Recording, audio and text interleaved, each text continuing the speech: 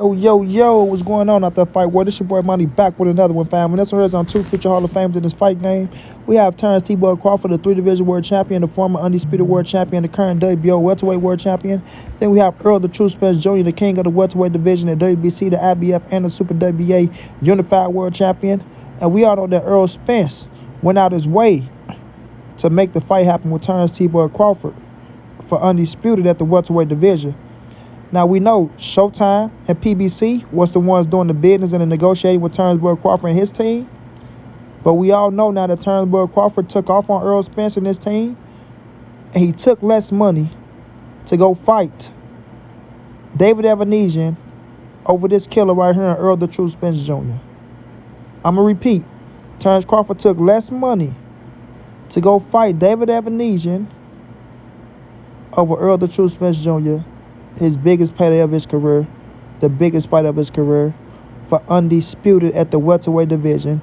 Him fighting Errol Spence, and if he was victorious against EJ, it would have been the biggest thing he ever done in his entire career. But we know that he was scared that EJ was going to take his fucking eyeball out his head. EJ was going to Jeepers Creepers his ass. You know what I'm saying? Probably would have took both eyes from that boy, because Errol is on a mission, and that boy is on point. He's not playing no games. Now, when it comes to Terence Crawford, this boy pump faked the whole deal. I said when it comes to Terence Crawford, this boy pump faked the whole deal. The boy sat up there and went from June all the way to October, asking for so many demands. You know, he's the only person that's asking for something. Let that sink in, y'all. I need y'all to listen to me, everybody. Please just pay attention. Be open-minded. Please be open-minded. How come Terence Crawford is the only dude that's continuing to ask for more after more after more after fucking more after he came out and allegedly agreed to everything in the contract and that he was cool with it and that he was going forward with the fight? He was going forward, not backwards, not side to side, not up and down, but forward with the fight, everybody. His lawyers confirmed it. But we all know the offer from Errol Spence and his team, right, was more than what he got with BLK Prime. Understand what I'm saying? He would have made more with Errol Spence, Showtime, and PBC than the allegedly $10 million that he's making with BLK Prime. You understand? So this is the biggest fight of your career, bro, and you getting compensated like it's the biggest fight of your career. But you want to stall these people and bullshit around the bush because you're really afraid to fight Errol Spence. You didn't want to step into that ring. You didn't feel too sure about yourself, nor did Bomac feel too sure about yourself. Because Errol Spence was doing everything he had to do to make the fight happen. And it's not like everybody like Errol Spence finna just get $150 million and Terence Crawford only get this. You know what I'm saying? It was going to be almost around the same thing. But Errol was going to get a little bit more that he's deserving of, right? Especially when you're the A side, you are deserving of more of the money, bro. You feel me? But Bud want to make everything so fucking difficult. You understand? Because this is his first time doing business with PBC, and he's feeling some type of way against with PBC. This guy right here, he's arrogant. You know, he's egotistic, and he's selfish, bro. Arrogant, egotistic, and selfish. So if it's a way that he can say, you know what, fuck PBC, fuck Errol Spence, I don't owe y'all shit. I don't have to fight y'all. Oh, well, I can just come in and talk to y'all how I want to talk to y'all. Yes, I know y'all sent me a contract. I know it's been 14 days. I don't have no communication. Fuck y'all. That's how he did them dudes, bro. And then he went and took a deal with fucking Black Prime. Like I say, we got to wait to see what them numbers look like. But we know for a fact that you was going to make more money fighting Errol Spence that you were going to get with Black Prime, bro. So we can't keep talking about that it was the money issue. Because he did this with Manny Pacquiao. He was willing to take a $10 million flat fee against Manny Pacquiao. And he said that fight was bigger than the Errol Spence fight. Come on now, y'all. Make it make sense, please. Come on, make it make sense, please. The boy said that Manny Pacquiao fight is bigger than Errol Spence. Right? The Manny Pacquiao fight is a way bigger fight than Errol Spence. So you was willing to take a $10 million flat fee for Manny Pacquiao, but here it is, you asking for 2 arms and 2 legs against Errol the True Spence Jr.? I need y'all to talk to me now. Is this man known for doing bad business?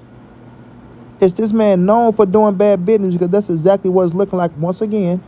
Bad business, right? Bad business on so-called Boogeyman Bud, as y'all call him. Boogeyman Bud, he's scaring everybody. But yet, Boogeyman Bud turned this fight down with Errol Spence when everything was going great and them dudes was doing everything to make his ass happy. And people want people to stroke Terence Bud Crawford ego, y'all. They think people supposed to sit and stroke his ego, make him feel good because he's an envy, jealous ass dude. So now they say things, oh, why didn't PBC just give him more money? Why didn't they get it right the first time? Why they didn't do this and why they didn't do that, bro? When you negotiate, this is what happened. It's negotiating, bro. Period. Nobody gets it right the first time. Nobody. You understand? You go out there, you negotiate, especially of a fight of this magnitude. So that's why I say he was part of the problem of dragging the fight all the way to October for him to jump off the bandwagon and just say, fuck it, I'm going to go fight in December myself, and then I'll probably come back to y'all. Probably, because he don't even know what the fuck you want to do after this fight. Dude probably retire or go fight more, C-plus fighters. You understand? So when I'm looking at the situation, and people keep trying to bash Showtime and PBC as if they lowballing the man, people keep talking about, oh, well, they was only trying to give him 35%. Oh, they wasn't giving no upfront money, which was bullshit. Steven Espinoza already said he was getting guaranteed money, right? He was getting guaranteed money. You understand? So that was bull crap. And then for us to 35%, everybody, well, he said he was getting 35% of what? Come on now, y'all. How has PBC been doing business? Let's just keep it real, y'all. Okay, Errol Spence's first pay-per-view was Mikey Garcia, everybody. Him and Mikey split it down the middle, 50-50. Errol Spence only had one title, but Mikey had the recognition. Mikey was a 4-division world champion. Mikey was on a pound-for-pound list. Mikey was a fucking star. A star. You understand? So we've seen the numbers that Errol Spence and Mikey did in the Dallas Cowboys Stadium. But Errol Spence and Mikey, they split the pay-per-view revenue on the back end 50-50. Did y'all ever hear anybody say, oh, Mikey Garcia's getting 50% of what? What is he getting 50% of? Then, Sean Porter, right? They split their revenue on the back end. Did you hear anybody say, oh, Sean Porter's getting 45% of what? What is he getting 45% of? Then Danny Garcia, he got his percentage on the back end. Did anybody say, what is Danny Garcia getting, 50 to 40, to whatever percentage he got, what is he getting? The same with your Dennis Ugas. Is they complaining about their percentage? But now when it comes to Terence Bud Crawford, everybody, well, what is Terence Bud Crawford getting 35% of? Well, first of all, for starters, you little ABC 1, 2, 3 motherfuckers, he's getting 35% of all the pay-per-view revenue, if this is true, y'all, because I still think that the percentage was more. But he's getting 35% of all the pay-per-view revenue. He's getting 35% of all the ticket sales, of all the gate sales, right? Everything that goes along with the event. When they finish, mapping everything out and seeing where all the money coming from, Terence Crawford got 35% of all that going to his bank account. All of it.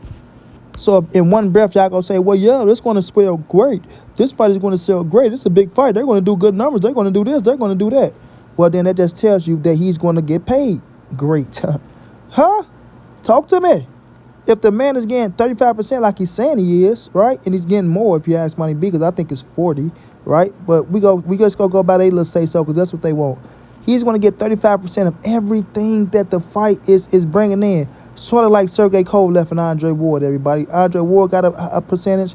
Kovalev got a percentage, but Kovalev's percentage really laddered in the pay-per-view and everything. And he got paid great. He made good fucking money. Terence Bud Crawford would have made more than $10 million fighting Errol Spence. Hey, listen to me now. Hey now. Terence Bud Crawford would have made more than $10 million fighting Errol Spence. The man would have walked away with probably 20 plus. The man would have walked away with probably 20 plus of them things. You understand what I'm saying? 20 plus. Now he's making 50% of what he could have made against Errol the True Spence Jr. Somebody talk to me, man. Talk to me, man. The boy could have made 50% more of what he's making fighting motherfucker David Evanesian, bro. But he cut himself short. Why? Because the boy does bad business. And he's just arrogant. He want to be in control. He want the A side in this fight. He wasn't. He seen that Errol Spence was the A side, and that just damped his soul. It just did something to him. Him and Bo Mac fat ass. You know what I'm saying? They can't sit around and hear great things about Errol Spence not for 2 seconds. It just, it's just like the devil sitting in a fucking church. It just don't mix. You understand? It just don't mix.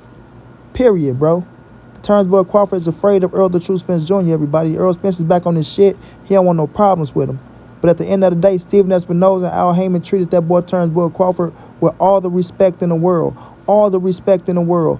Errol Spence treated that man with all the respect in the world. You understand? They gave that man a great fucking offer. He turned it down. He turned it down because it was too good, and you know Errol Spence was going to be too good once he got his ass in that ring. He knew he was going to have to pay for everything they've been saying over the years. Everybody been saying this and saying that. He knew Errol Spence was going to tear his ass up, and he wanted no parts of it. He wanted no parts of it. So, we will see what's in the future plans for Errol Spence. We know the bullshit that's in the future plans with Terence Crawford. You know what I mean? And, you know, everything will work out for Errol Spence. I'm not buying that Terence Crawford shit. Sorry, not supporting.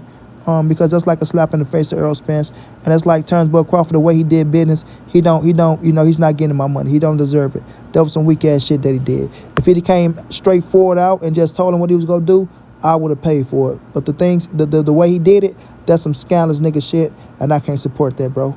Terence Crawford's a dude that'll bring down the quarter and that'll fuck up everything because he's so arrogant and he don't want to listen to reason.